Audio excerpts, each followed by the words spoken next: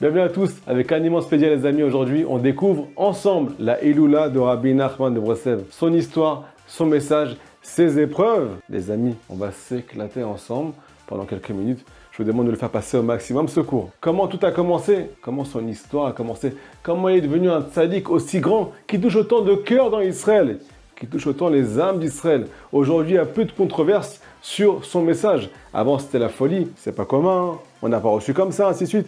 Aujourd'hui, tous les plus grands rabbanim du monde en parlent. Ça devient indispensable pour tenir la génération qui devance le Mashiach. Les amis, c'est parti, mais avant tout, ce cours est dédié avec l'aide d'Hachem pour la protection de tous nos soldats d'amour qui souffrent tellement, qui sont tellement fatigués, qui passent tellement d'épreuves. Aussi à la famille des soldats, leurs femmes, leurs enfants, qui Hachem ils aient une grande bracha, une grande protection tous, qu'on n'entende plus de mauvaises nouvelles. Les amis, c'est parti. Comment tout a commencé? Alors, il faut savoir que le papa de Rabbi Nachman, il s'appelait Simcha. Sa maman, elle s'appelait Feige, petite fille du Baal Shem Tov Akadosh. Son papa Simcha, il était tellement particulier, les amis.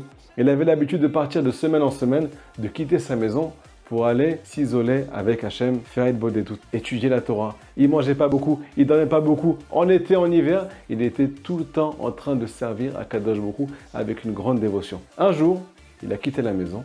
Il n'est pas revenu pendant plusieurs semaines. Sa femme Feige, elle était complètement désemparée. On est le vendredi, on va recevoir Shabbat Kodesh. Ce soir-là, la veille du Shabbat, elle doit retrouver son mari. C'est le jour de son mikvé. Elle attend avec impatience, mais elle n'a aucune nouvelle depuis plusieurs semaines. Il faut savoir que Feige, elle avait un niveau de pureté qui était extrême, les amis. À tel point qu'on l'appelait Feige la prophétesse. Et là, elle décide la veille du Shabbat, pour savoir si son mari va rentrer, oui ou non, de faire des intentions kabbalistiques. De faire des combinaisons de noms d'Hachem qui vont lui dévoiler où se trouve son mari. Rien à faire. Cette fois-ci, ça ne marche pas. On ne lui dévoile pas du ciel où se trouve Rabbi Simcha. Elle est désemparée. Elle décide d'aller sur le tombeau du Baal Shem Tov. Elle pleure beaucoup là-bas. Elle fait encore des combinaisons de noms d'Hachem pour savoir où se trouve son mari. Mais rien à faire. À partir d'un certain moment, le Baal Shem Tov lui apparaît et lui dit « Ne t'inquiète pas, il va venir, il va venir.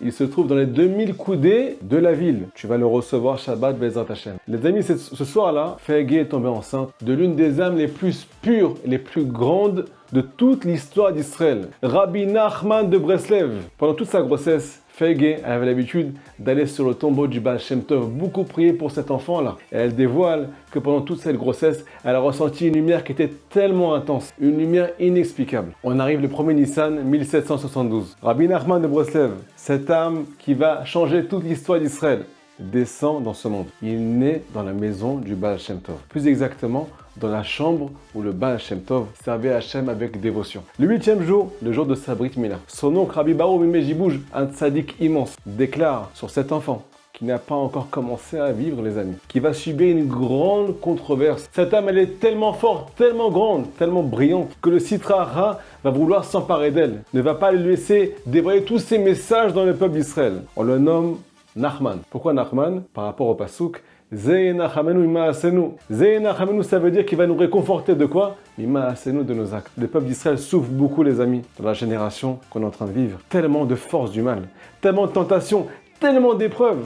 Les messages de Rabbi Nachman de Breslev sont venus dans ce monde pour renforcer les âmes juives, tenir le coup jusqu'à la venue du Mashiach. Il faut savoir que Rabbi Nachman a une enfance très particulière. Il était tout le temps entouré des plus grands élèves du Baal Shem Tov. À tel point que chaque jour, il entend des nouvelles histoires sur son arrière-grand-père. Des histoires qui lui font brûler sa neshama. Mais un jour, il y a une histoire, les amis, qui l'a particulièrement touché. Rabbi Israël Baal Shem Tov est devenu orphelin de mère à sa naissance. Il arrive à l'âge de 5 ans. Son papa Rabbi Eliezer, qui était un tzaddik immense, lui dit « Mon fils, maintenant c'est à mon tour de quitter ce monde. Tu vas devenir orphelin à l'âge de 5 ans. » Et j'ai un message à te faire passer. Son papa lui dévoile que la présence d'Hachem remplit tout l'univers, qu'il ne sera jamais seul. Et je te demande, mon fils, de dessiner à chaque instant dans ton esprit que Akadosh Baruch Hu est avec toi, qu'il te protège, qu'il t'accompagne, qu'il entend tes prières. Par conséquent, si tu as besoin de quelque chose, parce que maintenant tu vas devenir orphelin, ne t'adresse à aucun être humain. Il n'y a que Hachem dans ce monde. Il n'existe rien d'autre que lui. Donc n'aie peur de personne aussi. Rabbi Israël entend ça.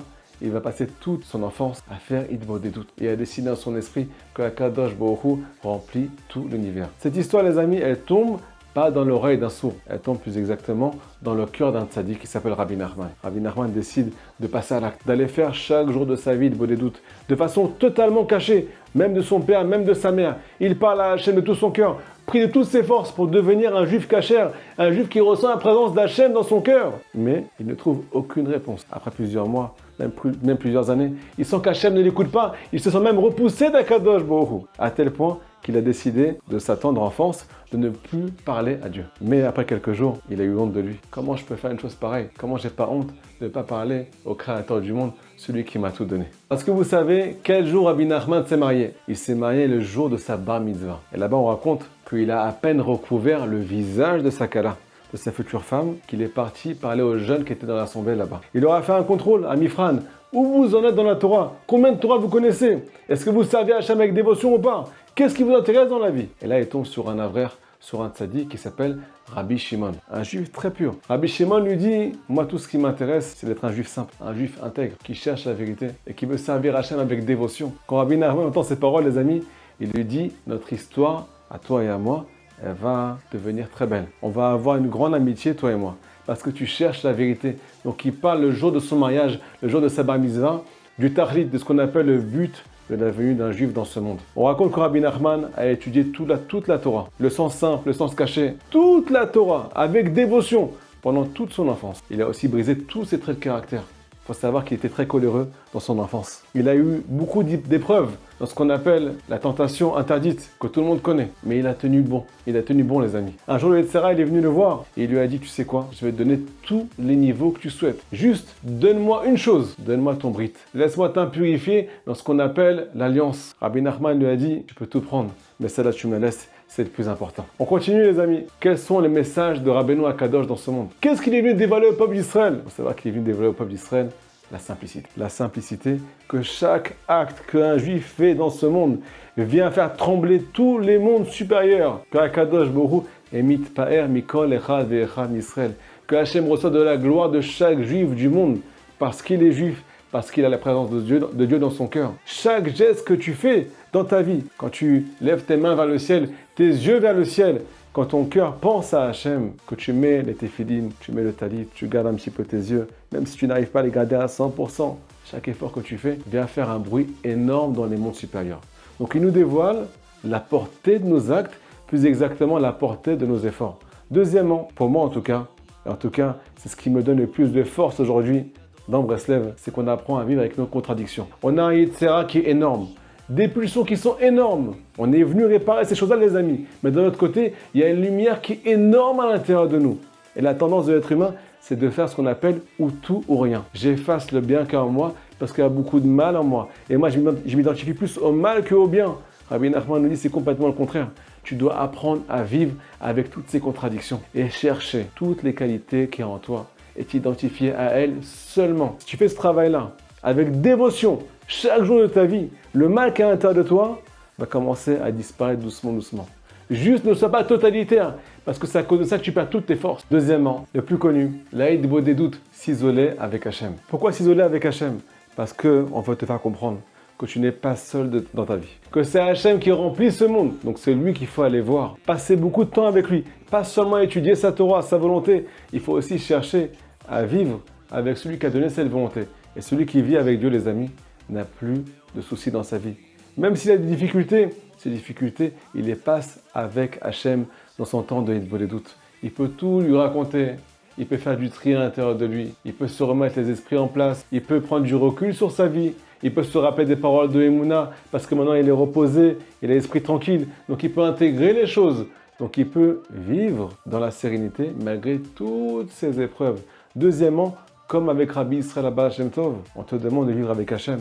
Et pour ça, il faut ramener Hachem dans sa vie. Donc tout lui raconter et passer un moment avec lui chaque jour. Celui qui fait ça, nous dit Rabbi Nachman, va réussir à réparer tous ses Gilgulim, toutes ses réincarnations et à atteindre tous les niveaux de son âme. Même si c'est un juif qui est très simple. Pourquoi? Parce qu'il cherche la vérité dans son temps de doute, tout simplement. Troisièmement, la simcha, la joie. Alors je te rassure, le Yetzirah ne veut pas que tu atteignes ce niveau. Parce que si tu l'atteins, tu ne pourras plus fauter. C'est une parole de Rabbi Nachman. Celui qui est Bessimcha, Hachem lui-même vient le protéger du Bgam Abrit, vient le protéger de la plus grande faute, la plus grande tentation, celle qui touche tout le monde, Hachem Ishmor. Comment ça marche, les amis? Comment un juif faute dans sa vie? C'est parce qu'il a un manque intérieur, c'est parce qu'il ne va pas bien, parce qu'il a passé une dure journée, il est stressé, il est énervé, il sent qu'il n'a pas assez de vie, pas assez de kiff, donc il n'est pas rempli. Donc la faute vient d'un manque. Mais la joie, c'est le synonyme de ce qu'on appelle le fait d'être rassasié. Hachem, tout ce que tu fais, c'est pour le bien. Ce que tu me donnes, ce que tu me donnes pas, c'est le meilleur pour moi. Moi, je travaille sur ma émouna. La simcha, les amis, elle s'atteint grâce à la croyance, grâce à la confiance en Hachem, que tout est pour le bien. Donc, je ne suis plus énervé contre toi, Hachem. Je ne suis plus énervé contre ma femme, contre mes enfants, contre mon mari, contre mon entourage. Tout ce que tu fais, c'est du sur-mesure. Et ce qui me manque, c'est pour me faire évoluer. Et ce que tu m'as donné, c'est un cadeau du ciel. Donc j'apprécie, donc je te dis merci papa pour tout. Réellement, l'étude de la Torah. Vous n'avez pas aidé combien Rabbi Nachman a insisté sur ce principe. On n'en parle pas assez, j'avoue, mais il a demandé d'étudier chaque jour la loi juive. Deuxièmement, étudier toute la Torah chaque année. Le sens simple, le sens caché, les Midrashim, la Torah, la Gemara, le Harizal, le Zohar, et ainsi de suite. Toutes les paroles du Baal Shem Tov. On doit tout étudier chaque année. Bien entendu, c'est impossible, les amis, mais on peut commencer. Il y a marqué en Sichot Haran que celui qui a des rendez-vous fixes pour chaque étude dans sa journée soit protégé de toutes les tentations. Parce que l'étude de la Torah passe au-dessus de tout. Ça protège la Neshama, ça protège ton corps. Tu te remplis de la lumière d'Hachem dans ton cœur. Donc automatiquement, tu es en train de faire sortir le mal qu'il y a dans ton cœur. Cinquièmement, et peut-être le plus important, se lever à Chatzot. Selon Rabbi Nachman de Breslev, tous les juifs du monde entier, même les plus simples du monde, doivent se lever au milieu de la nuit pour pleurer sur l'exil de la présence divine.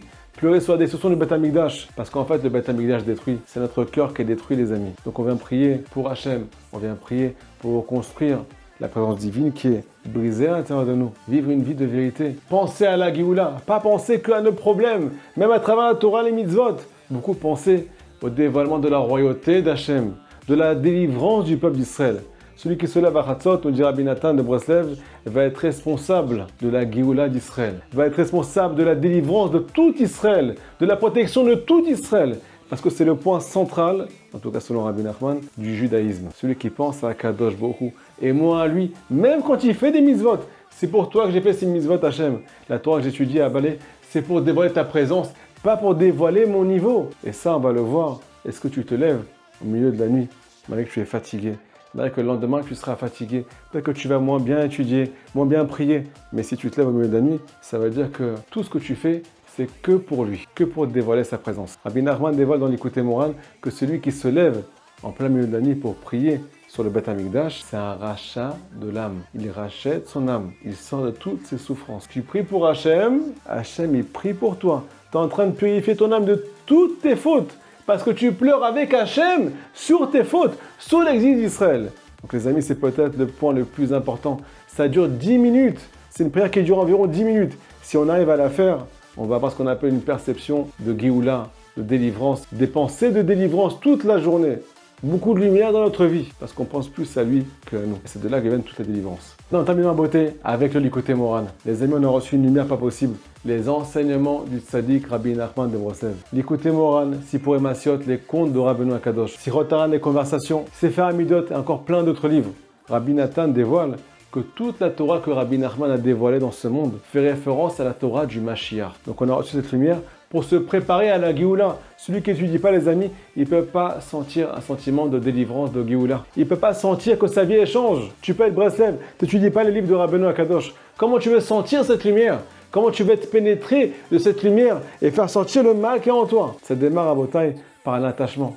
L'âme du tzaddik est cachée derrière les lettres de ses enseignements. Ce sont des messages qui nous aident à faire du tri. Les amis, je vous conseille de faire passer ce cours au maximum. Deuxièmement, annonce. Celui qui veut prendre une part dans la diffusion, qui veut nous aider, Bezrat Hashem, à propager les cours, qui veut nous soutenir pour pouvoir agrandir les choses, pouvoir dévoiler cette lumière au monde entier avec l'aide d'Hachem, qui m'envoie un message directement sur le numéro qui est marqué ici, avec l'aide d'Hachem. Qu'Hachem vous protège, qu'on soit tous méritants de recevoir cette lumière et de la dévoiler au monde entier. Amen. Kenny Ratson.